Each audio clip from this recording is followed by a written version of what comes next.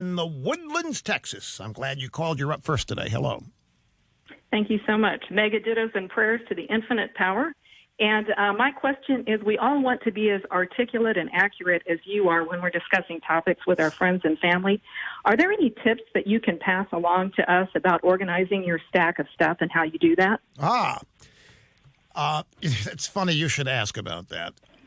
Let me give you the process by which I do this each and every day. I'll do this as briefly as I can.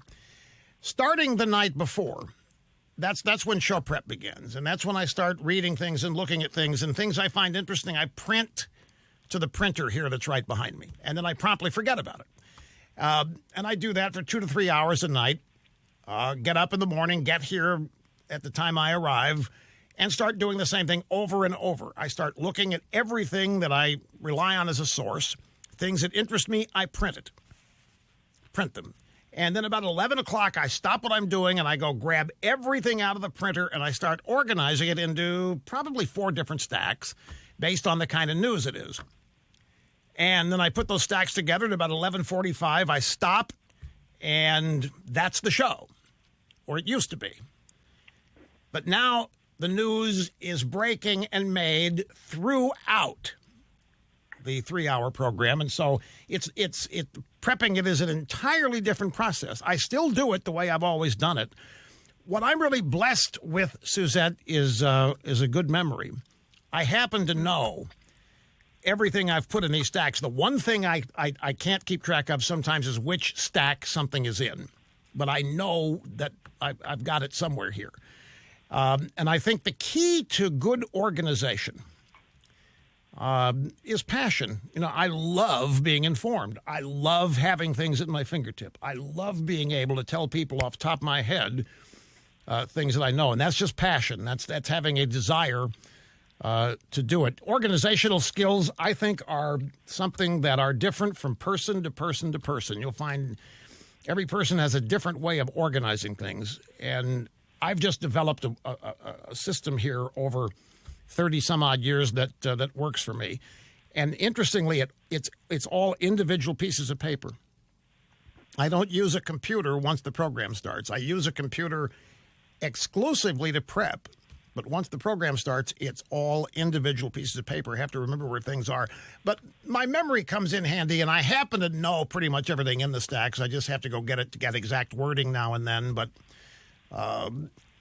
I'm blessed. I'm blessed with that kind of skill set, and it works perfectly for this kind of application, doing a radio program like this.